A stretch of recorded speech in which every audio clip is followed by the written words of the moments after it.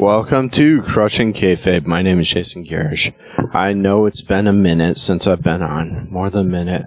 Fortunately, we've had a lot of personal obligations and situations that have been precluding me from doing the show, unfortunately. But got a couple of seconds here, so let's do a show.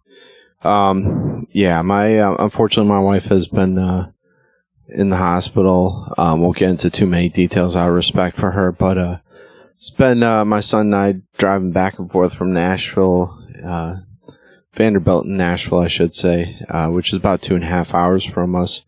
So that's a 5-hour round trip. So that's taken up the vast majority of my time.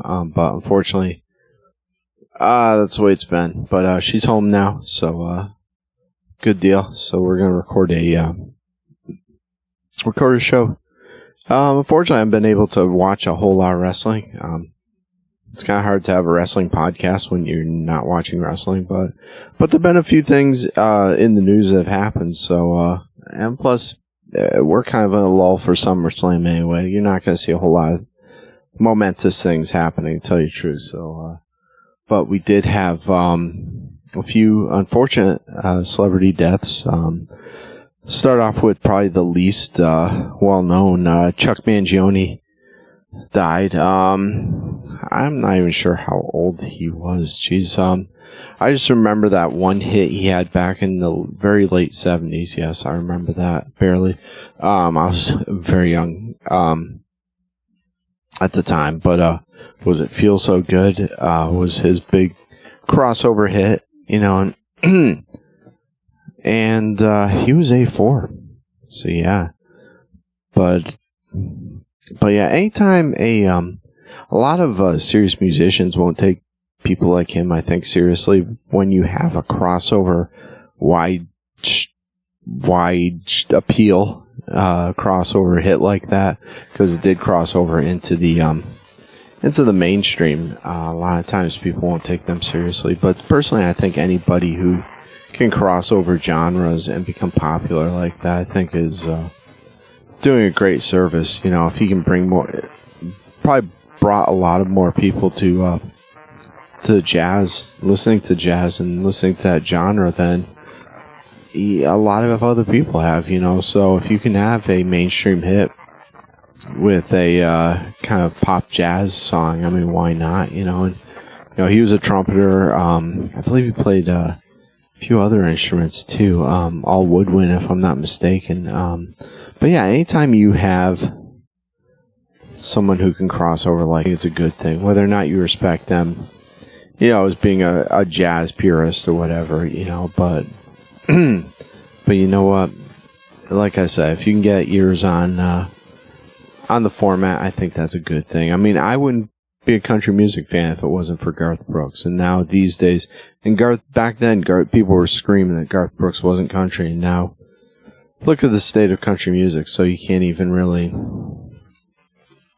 I don't know, was it a good thing, was it a bad thing? Got me into it and got me listening to Hank, to Waylon. So that's a good thing, I think. So I know a lot of people, I think they probably thought it devolved the genre, you know, because now we've got the pop country that we have today. But like I said, I wouldn't have been listening to it that format if it wasn't for him. So like I say, people like a Chuck Mangione, I think, is good for jazz because of that respect. He can bring a lot of fresh ears onto the genre that wouldn't normally have listened to that format, you know. And I think that's a good thing, you know. And every now and then you hook somebody and they go, "Wow, this is really good," you know. So I mean, this coming from a person who has a cat named Miles after Miles Davis, so I guess, you know, I can speak to that respect, you know. But yeah, rest in peace, Chuck Mangione. Virtuoso Flugelhorn. Dear Lord, what is a flugelhorn? I'm gonna look that up. Is that what you're hearing on that song? Is that a flugelhorn? Somebody tell me if that's a flugelhorn, please. If I'm even pronouncing that correctly. Oh, looks like a trumpet. It resembles a trumpet. That's sad. I'm fan of the genre, and I'm not even familiar with that instrument. Holy cow. Who else plays a flugelhorn? Apparently it's more challenging to play than trumpet. Wow. Very interesting. Huh. I learned something just now. Alright, but yeah, rest in peace, Chuck Mangione. Yeah, let's see. Had a couple other deaths. Let's see.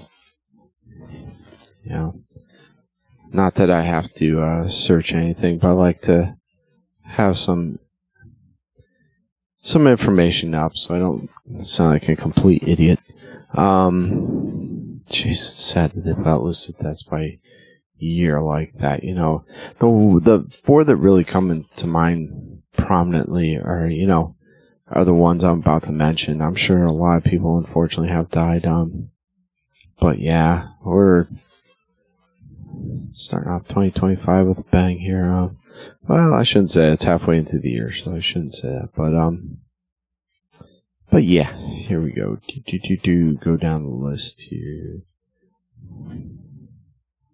How sad is this? Jeez. That's sad. Don't ever do a list of deaths by year.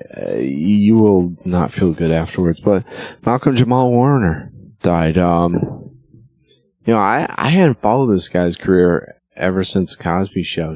But from what I've been reading, is he did a lot of stuff musically, which I'm surprised I hadn't heard. And from what I understand, he was a really cool guy. From all the reports I'm reading, but so that's that sucks. I best knew him for his work on the Cosby Show. Like everybody from my generation, we grew up watching the Cosby shows before we knew what kind of monster Bill Cosby was. But he was an American Horror Story? I didn't know that. Wow. No, really? Huh. I don't remember. Freak Show. I think I watched that series too. Holy crap. But yeah, no, it's from all accounts, very cool guy. And real sad, real sad. Like I said, a big part of my childhood was watching the Cosby Show. Before we knew what was going on with Bill Cosby in his personal life. He used to kind of be the father to America, which is kind of explains why America is in the state it is, I guess. But yeah, Malcolm Jamal Warner unfortunately passed away. How old was he? He was born in the 70s, so what was he? He was 55. Yeah, a couple of years older than me. Yeah, rest in peace, Malcolm Jamal Warner. Other notable deaths. One that a couple that really blew me away. The next one, Hulk Hogan. Which I would be kind of remiss if I didn't mention his passing on a wrestling podcast. But Hulk Hogan died. It's one of those weird things. Hulk is one of those people that you don't think is ever gonna die. We had heard a report from Bubba the Love Sponge that he was doing very poorly and that he was in horrible health. But how could we trust Bubba the Love Sponge with anything? I think he's still probably upset about the whole incident between him and his wife and Hulk Hogan. And a few other things, broke up that relationship from what I understand. But hey, apparently he was right. I know that I know that him and Hogan and Bischoff, I should say, were starting up that new wrestling promotion, and he looked okay there. He didn't seem to be struggling, and last time I seen him, aside from that, was on his appearance on the Netflix debut of Raw, where he got booed mercilessly out of there. Just horribly booed. I can't judge the man. I don't know him personally. I never did. I can only say that unequivocally, without him, wrestling would not be what it is today. Good or bad, whatever you want to look at it as, however you want to look at it. You know, he did radically change the product and brought it to a mainstream audience. Once again, it's talking about another individual that brought kind of a niche product to a mainstream audience, you know, and that's in my eyes, that's always a good thing. But a lot of people don't see it that way, unfortunately. A lot of gatekeepers tend to see otherwise. And Hogan was the perfect prototype. He was the perfect archetype for what Vince McMahon wanted to build, and he absolutely was perfect in that role. You know, previous to this, before Snuka had his incident with the law and whatnot, the rumor is that he was going to be the champion, and they weren't going to bring in Hogan. Supposedly Hogan was a kind of an afterthought. I don't know about that. I don't know, how that all went down. And how do you trust anything from wrestling? Never trust a wrestler. They're always trying to work you, so, but that's what they were saying, but, sometimes it's better to be lucky than good, and, Hogan was the right place, right time, and, he fit that role. He fit the suit perfectly. Cut some great promos.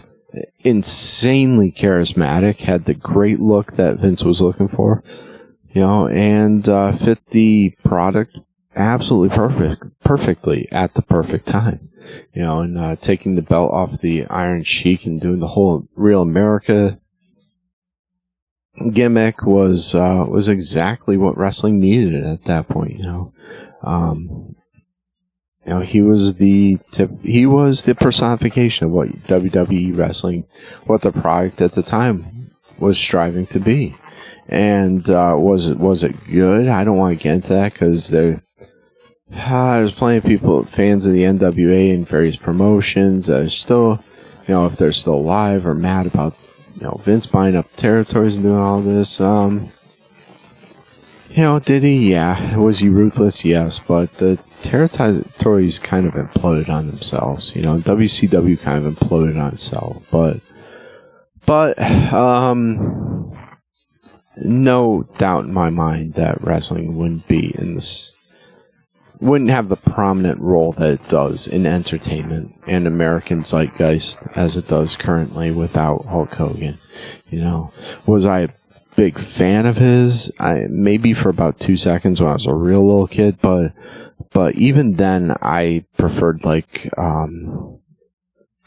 the Hitman Hart, because I could, even at that young age, I could look at it and go, wow, this dude can go, why can't he beat Hulk Hogan type thing, because Hulk Hogan got in there and did his, much like John Cena, the 5 moves of death, or doom, or whatever you want to call it. And it wasn't until you look at some of his footage from Japan that you can see he could actually work when he wanted to. He was trained, he could work.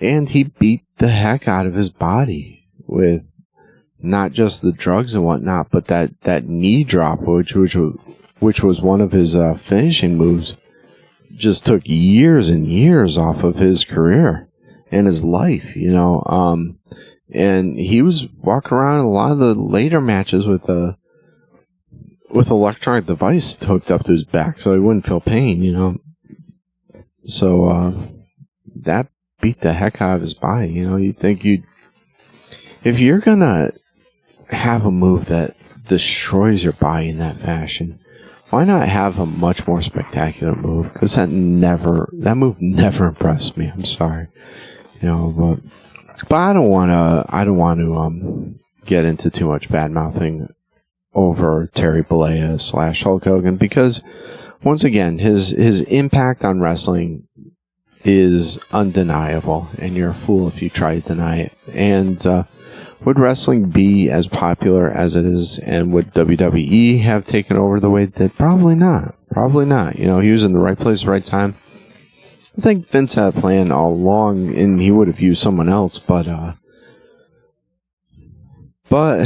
you know, course of wrestling would have been radically different. I think if Hogan hadn't come along when he did, and you know, with his exposure through cartoons, through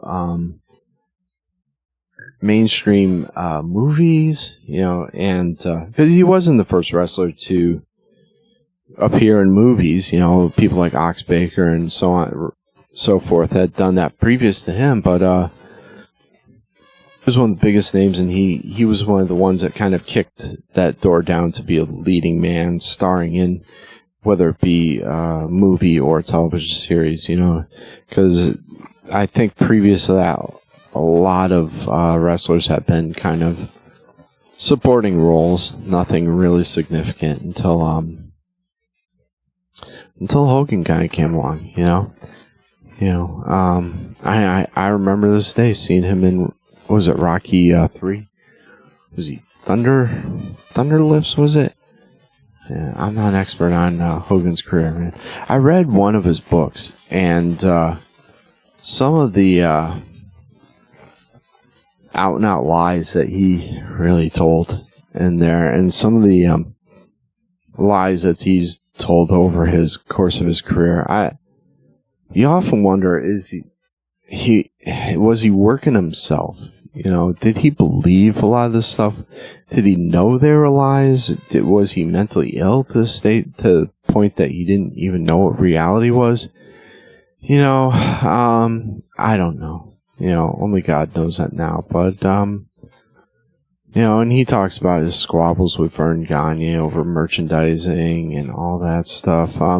Whether that's real or not, and whether that's the reason why he came over to WWE, I just think Gagne didn't think much of him as a wrestler, to tell you the truth. I think that's, you know, that promotion was very much old school, you know, hooker shooter oriented wrestling. You know, there was legit wrestlers that go in there. Were they the most charismatic? No. Were they most, did they have the most personality, the best characters driven, the best gimmicks? Absolutely not. But those guys could go in the ring and put on, you know, 5-star matches, put on Broadways, and do them on a regular basis. And whereas a guy like Hogan couldn't. He was suited for kick, punch, great promos, incredible, you know, body type that WWE was doing at the time and what they ran with, you know. So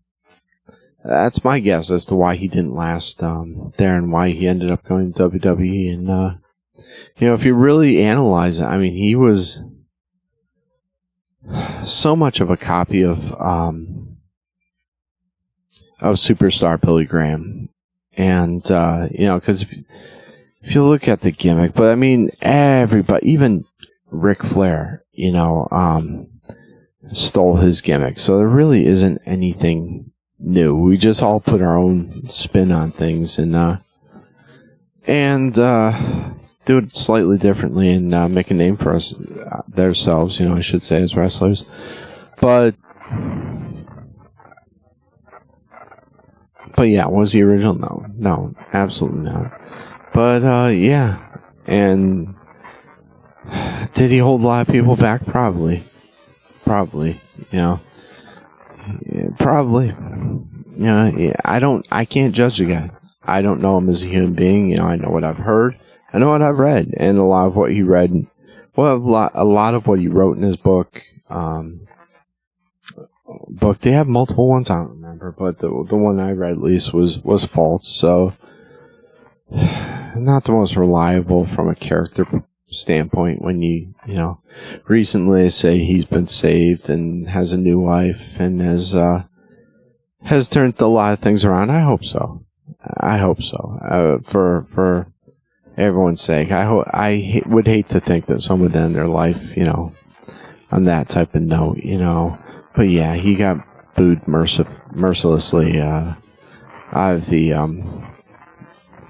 stadium in that one Raw, and you know, kind of sad in a lot of ways, I think, because in a lot of ways, you know, if you want to call him the greatest wrestler ever, whatever, you know, I don't. If you examine his impact on wrestling, how much influence and how much he gave to wrestling, how pivotal his role was in wrestling. I mean, you could definitely argue, you know, obviously not from a technical standpoint, that he was the greatest wrestler of all time, just by looking at, you know, looking back on history, looking at the NWO. I mean, the NWO was part of the reason why WCW was beating WWE in the ratings. You know, and Hogan was a part of that. So, not only was he a gigantic part of WWE's success, but he became a gigantic part of WCW's success at the time, you know. Did he lead to the downfall of WCW? I think so. You know, because of his creative control and that whole mess that occurred at WCW. But yeah, once again, his not many people have left a greater footprint on the course of history in wrestling as Hulk Hogan did. And whether you like the guy, whether you think he was a good person, I can't judge. I'm not supposed to. I mean, that's up to everyone's decision, but I think you're a fool if you don't recognize his importance to wrestling. You know, and that's all I have to say on that subject. You know, because he was one of the most important wrestlers of all time. You know, and he inspired a whole generations of wrestlers to wrestle, and you know, inspired a whole lot of kids to say their prayers, eat their vitamins. You know, whether he was doing it himself or, you know, taking in some other forms of performance enhancing, whatnot. But just the same, though, he was pivotal and essential to the history of wrestling. And rest in peace, Hulk Hogan. The other individual that I'd like to discuss before kind of ending the show, you know, like I said, not a whole lot for me to talk about in wrestling, unfortunately. So I'll leave that with Hulk Hogan. And no, I did not get to see the tribute, the SmackDown tribute, unfortunately. So I can't comment on that. I'm sure I'll catch it later, but I'm sure, as always, WWE did an incredible job. They have a great production crew. Incredible job, I'm sure. Now let's get to the death that impacted me the absolute most. I would have to say my wife was the one, I think, who announced this to me. I can't remember what we were doing, where we were, but it might have been driving, for all I remember. Was the death of Ozzy Osbourne. Once again, he's another, like Hulk Hogan, he was one of those individuals that you thought was just going to live forever.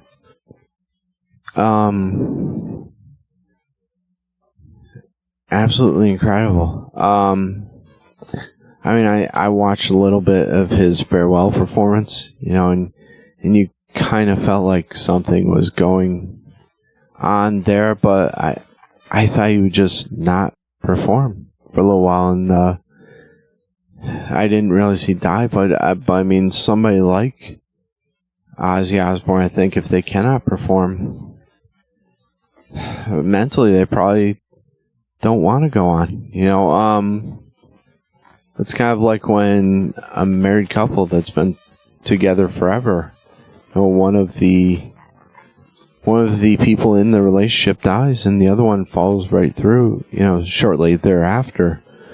I wonder if it's kind of a case of broken heart syndrome, you know, with that. I mean, obviously he had was it Parkinson's that he was struggling with, but the death knell was probably not being able to perform, you know, because some of us, that's what we know why we're put on this earth and what we were meant to do. And I think Ozzy was one of those people that wasn't happy unless he was on stage, unless he was doing music, you know. I don't think he was happy. And that's real sad. Once again, I don't want to get into the whole character of Ozzy Osbourne. How much of that was real? How much of it was an act? I mean, I'm seeing so many Christians online, say celebrate his death, which is horrible, absolutely horrible. Talking about his supposed involvement with the occult, and he obviously wrote a song about Aleister Crowley, but I didn't see or hear anything in that song that was promoting that type of life and was advocating for that or celebrating that individual. So I can't. I mean, a lot of people talk about subject matter like that, but are Christians and are saved, so you can't, the Bible talks about evil, it talks about demons, you can't say that because somebody writes songs about that they are, evil, because as a Christian, we're told not to judge. And that's something that I can't judge whether Ozzy was saved or not. He has actually come out in some interviews as calling himself a Christian. I mean, there have been other interviews where he's denied it, but one of the things that I find so telling and so incredible was that I kind of stumbled onto this song called After Forever, which, believe it or not, Stryper covered. And if you read the lyrics in that song, it's off of Master of Reality, which was, 1971? They're from a very Christian standpoint. And, everybody in the band gets songwriting credits, but I'm sure that Ozzy was responsible for at least the primary bulk of the lyrics, I would guess, because I think that's what he primarily handled, but if you read these lyrics, they're coming from a very Christ-centered place, and it's incredible.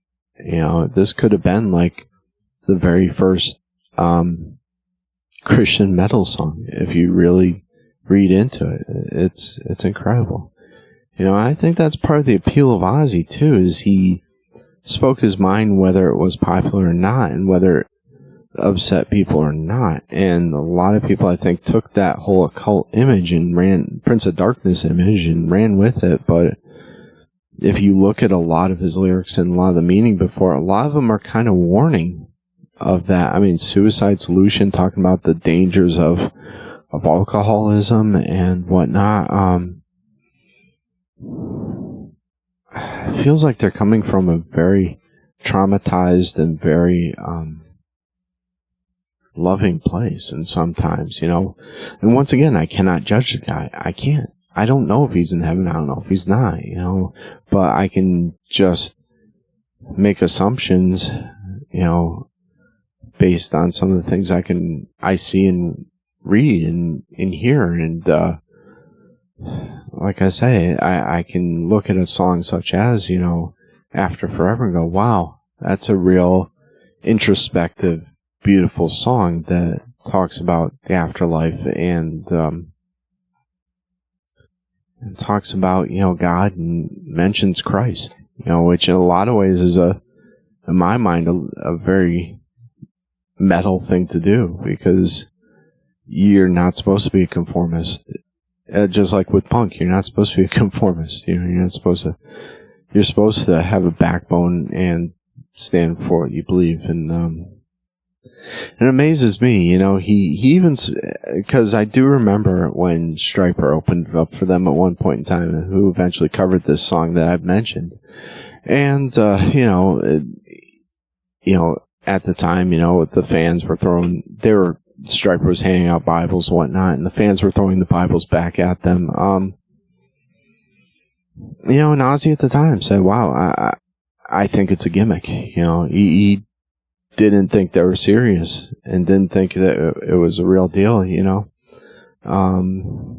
it's kind of, like I say, it's kind of very complex, odd individual. And I think a lot of the, a lot of it might have been fueled by the drugs and mental illness, whatnot. Very tortured individual.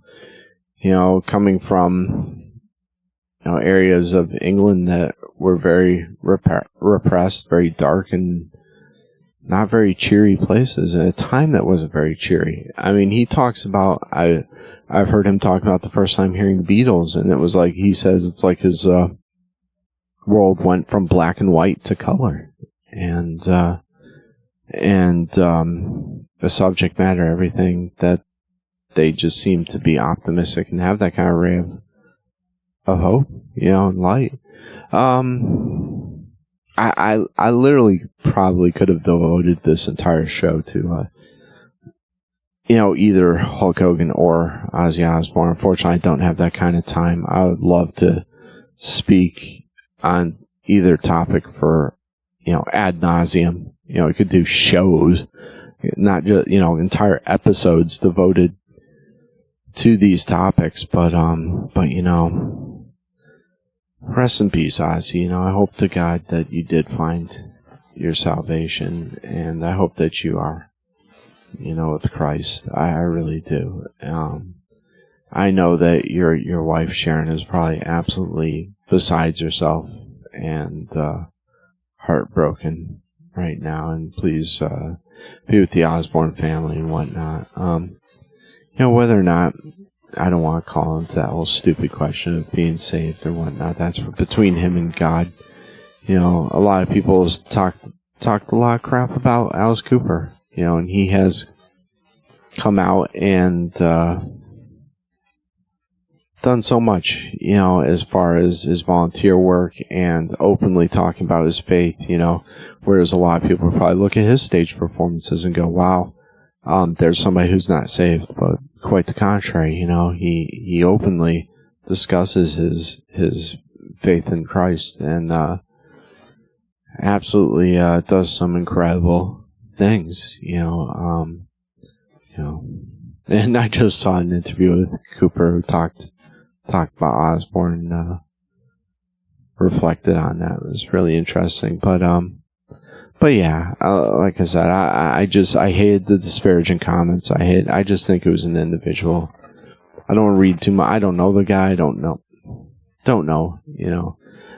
anything about him. But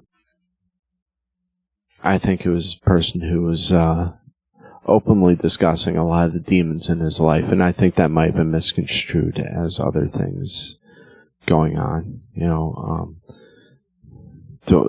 Picked up that persona with the Prince of Darkness, and it was a marketable brand. It was a marketable gimmick, and ran with it, just much like a wrestler would do. So but yeah, rest in peace, all the aforementioned individuals, and unfortunately, that's about all I can say right now. Other than that, thank you for tuning in. Hopefully have some more shows coming up soon. Like I said, once again, my wife's home from the hospital, so hopefully, I'd like to send, a great thank you and shout out to, Vanderbilt Hospital in Nashville. Thank you very much. I don't know if anybody will be able to hear that from the show, but, thank you guys very much for taking the insane amount of dedication, hard work that you put into trying to diagnose my wife, and working your guys' butts off to try to help her and do everything you could, and devoting an entire team. I mean, it really, I can't say enough good things about that the hospital in comparison to a lot of other hospitals. I know it's a horrible thing to say, but yeah, I really do appreciate the work that they do at Vanderbilt. There are some great doctors and nurses that do care, and a lot of them are right in that hospital there. But yeah, check us out at crushingkayfabe.com, crushing with a K. Check us out on YouTube. Check our shows out there. Check us out on Spotify, but most of all, check us out on Patreon. For $1 a month, you can get the show ad-free. and helps keep the lights on. It helps me keep doing the things I love. Thank you guys. Check out Then Now if you're in downtown Trenton. And aside from that, I think I've done all the plugs. Once again, thank you everyone for supporting the show, and God bless.